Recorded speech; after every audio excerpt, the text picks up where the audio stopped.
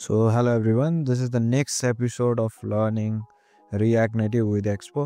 र अहिलेको हाम्रो एपिसोडमा चाहिँ हिजोको इनिसियल एपिसोडमा चाहिँ हामीले के मात्र गरेका थियौँ भन्दाखेरि चाहिँ रियाक्ट एक्सपोको प्रोजेक्टलाई हामीले क्रिएट गरेर सिम्पल लोड पेजमा के हुनुपर्ने त्यस्तो टाइपको काम गरेको थियौँ।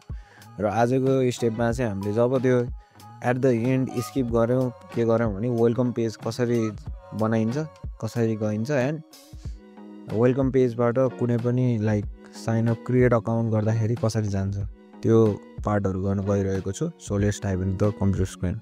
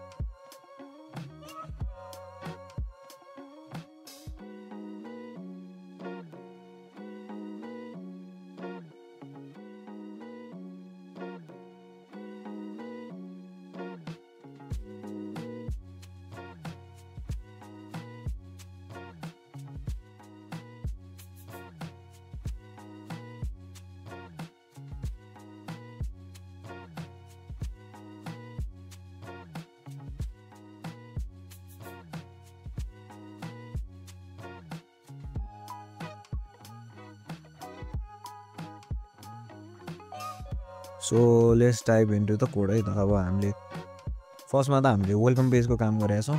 सो इन्डेक्स पेजबाट हामीले वेलकम पेज जानु पऱ्यो। सो राउटर डट पुस गरेको छु। राउटर डट पुस गर्दाखेरि एट द एन्ड हामीले एरो क्लिक गर्दा नेक्स्ट गर्दा अथवा गो ब्याकहरू गर्दाखेरि हामीले जुन स्किप बटन छ स्किप बटनमा क्लिक गर्दाखेरि चाहिँ वेलकम पेजमा जान्छ।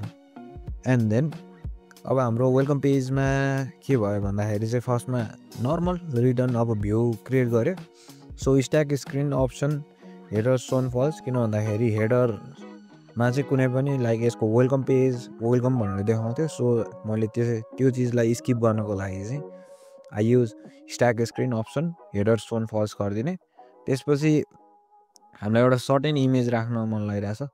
सो वेलकम कार टाइपको त्यस्तो स्क्रिन राख्न मन लागेर चाहिँ मैले वेलकम कार डट पिएनजी जुन चाहिँ मैले फिग्मा डिजाइनबाट ल्याएको।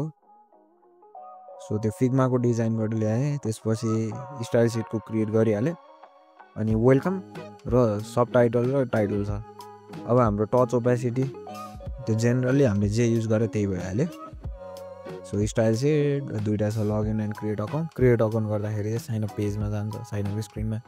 सो साइन अप स्क्रिनमा हाम्रो राउटर युज गरेको छु।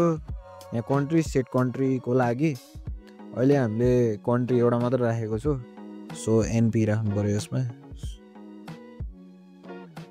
एनपी। सो एनपी भनेर राख्ने नेपालको 977 छ नि त। सो त्यो राखिदिने। सो त्यसपछि हामीले अरू चिज भनेको त्यही भ्यू स्ट्याक टच ओपेसिटी अनि इनपुट टेक्स्ट इनपुट त्यो राखेको छु। अनि भ्यू जसमा मोबाइल स्क्रिन के राख्ने त्यो चिजहरू टच ओपेसिटी राखिदिएको छु जेन्डरमा।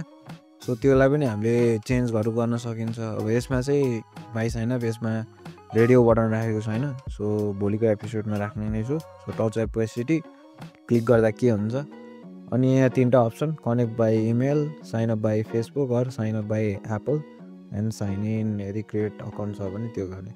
सो अहिलेको लागि जेनरली हामीले के गरेको छैन। अब भोलि चाहिँ हामीले रेस कन्ट्रोल बनाएर कसरी यहाँको क्रेडेन्सियलहरू सेभ गर्न सकिन्छ त्यो चिजमा काम गर्ने रहेछु। सो आजको लागि यति नै। Let's type into the output. So यो चाहिँ हाम्रो स्क्रिन भइहाल्यो। सो हिजो हामीले के गरेको थियो भन्दाखेरि चट्ट एनिवेयर फाइन्ड योर सेक्योर। अब यहाँबाट उता जानु लाग्यो यो स्क्रिन आउँछ जुन हामीले welcome screen welcome dot JSX file भइहाल्यो। यहाँबाट क्रिएट एन अकाउन्ट।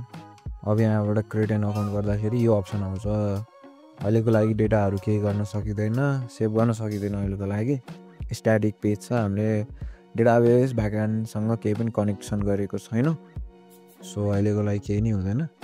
सो भोलिको एपिसोडमा चाहिँ हामीले जेन्डरमा पनि touch opacity male and female राखेर ड्रप डाउन बटनमा काम गर्ने नै छु। सो आजको लागि यति नै, थ्याङ्क यू।